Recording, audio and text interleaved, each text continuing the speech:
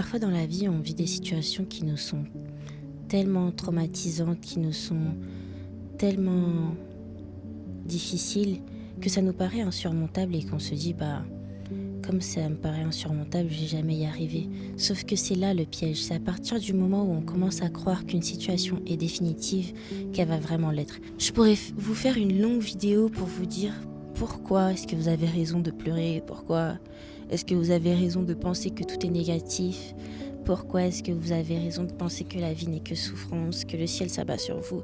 Je pourrais vous rejoindre sur ces arguments, mais moi je vous invite à passer de l'autre côté du mur et de voir justement que le positif peut arriver. Et moi personnellement, c'est quelque chose que j'expérimente quand je traverse des moments difficiles. Je me dis vraiment que tout n'est que passager. Je suis pas là pour vous vendre du rêve parce que je ne vous donne pas une recette clé ou une méthode type pour vous dire comment vous en sortir de la galère, mais tout ce que je veux que vous reteniez de cette vidéo, c'est que c'est possible de passer de l'autre côté, c'est possible de vivre des moments heureux et que bien sûr c'est possible de sortir de la souffrance et que la vie ne se résume pas qu'à ça. Je pourrais vous dire que la vie est belle, mais est-ce que quand on souffre, c'est les choses qu'on a envie d'entendre?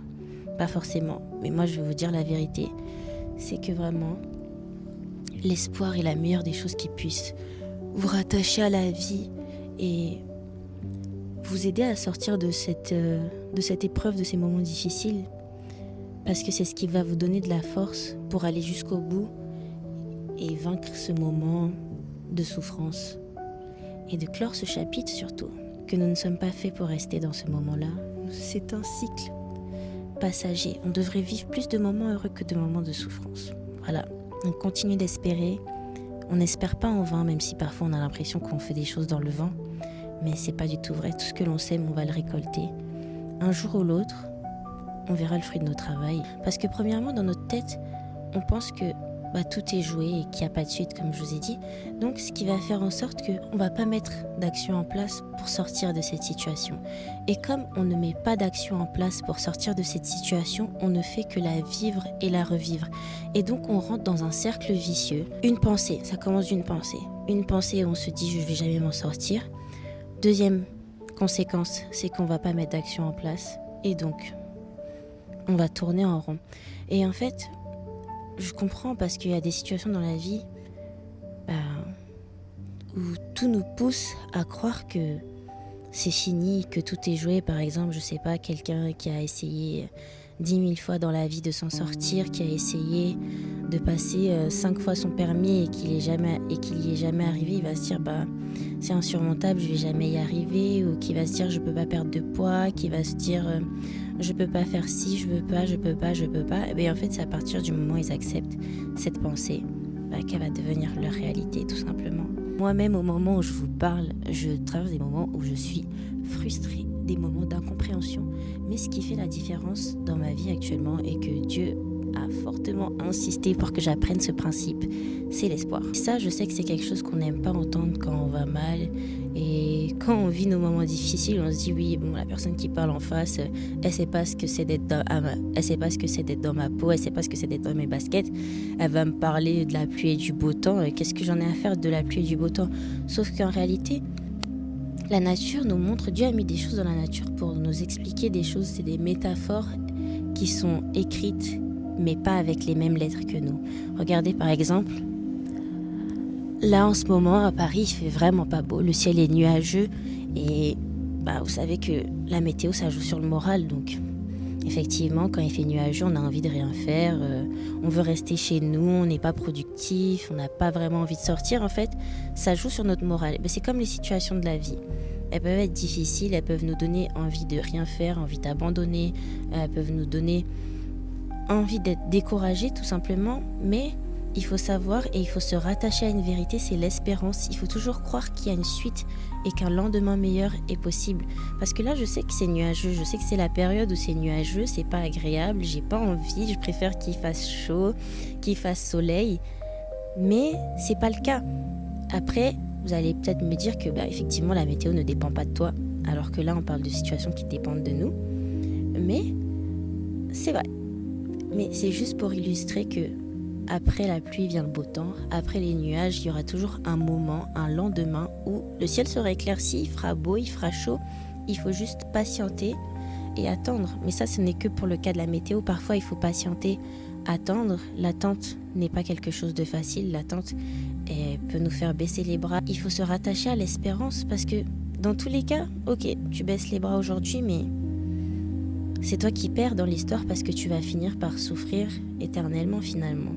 Et moi, c'est quelque chose que j'ai vraiment appris avec Dieu parce que avant que je connaisse Jésus, quand j'étais petite, je pensais que ma vie ne se résumait qu'à la souffrance et que j'allais vivre éternellement triste. Parce que quand on est enfant, on pense qu'on a tout vu. Effectivement, ça peut se comprendre parce que 1 sur 10, c'est une plus grande proportion que 1 sur 50 par exemple. C'est pour ça que quand on est petit, on pense que le temps passe lentement, alors que quand on est adulte, on pense que le temps passe vite. C'est justement parce qu'on a plus vécu. Donc avec le temps, avec les expériences, avec beaucoup d'enseignements que Jésus m'enseigne, je comprends que je peux traverser une mauvaise passe aujourd'hui, mais ça ne veut pas dire que c'est pour toujours. Et c'est ça qui m'aide justement à vivre dans mes moments difficiles. Et c'est ça qui m'aide aussi à rester joyeuse, c'est que je sais que aujourd'hui c'est dur. Aujourd'hui j'ai pas envie d'être là. Aujourd'hui j'ai pas envie de faire face à cette situation. Aujourd'hui ça. Mais je sais que demain sera meilleur. Et ce meilleur-là, ça veut pas dire qu'on n'aura plus à faire face aux difficultés. Ça voudra juste dire que cette chose qui me dérange et cette chose qui me bloque aujourd'hui, elle n'est pas censée me résister. Elle n'est pas censée être là tout le temps en face de moi. À un moment donné, j'aurai plus à y faire face. Et je vais passer à autre chose. C'est par exemple pour les gens, je sais pas, qui vivent en foyer et qui vont se dire que toute leur vie ce sera ça, ou des gens qui n'ont pas de papier, des gens qui vivent une situation familiale très difficile et qui se demandent par exemple comment est-ce qu'ils vont s'en sortir, des gens qui sont mal entourés aussi et qui se disent finalement ma vie ne se résume qu'à ça, qu'à attirer de mauvaises personnes autour de moi.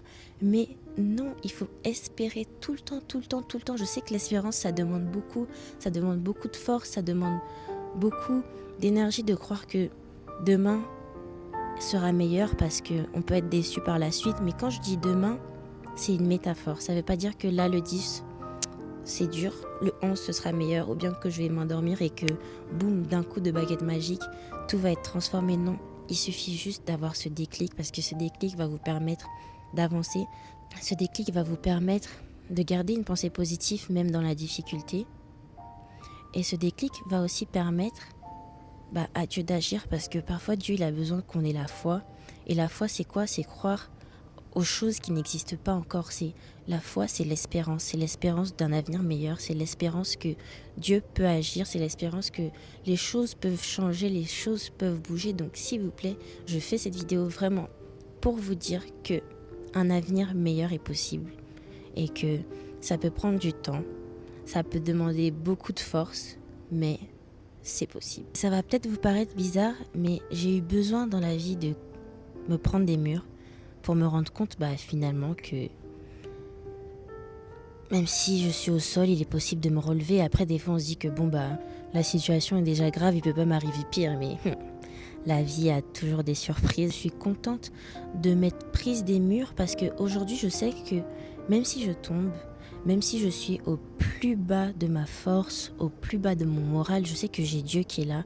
Je sais que Jésus va m'aider, que Jésus va me relever, que Jésus va m'apprendre à comment sortir de ma situation. Et des fois, il n'a même pas besoin de moi pour me sortir de la situation.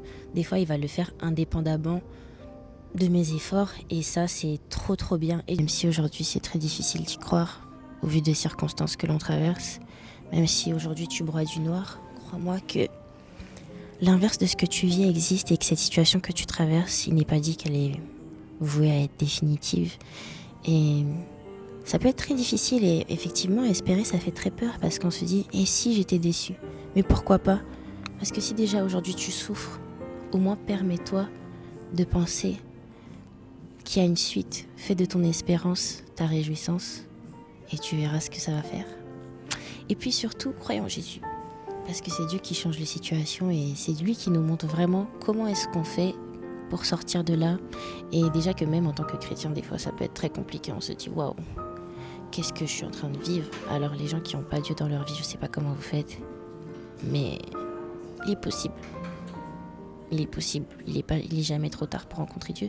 Donc vraiment, je vous encourage à toujours espérer, à toujours croire que le meilleur est possible et que surtout Dieu est là.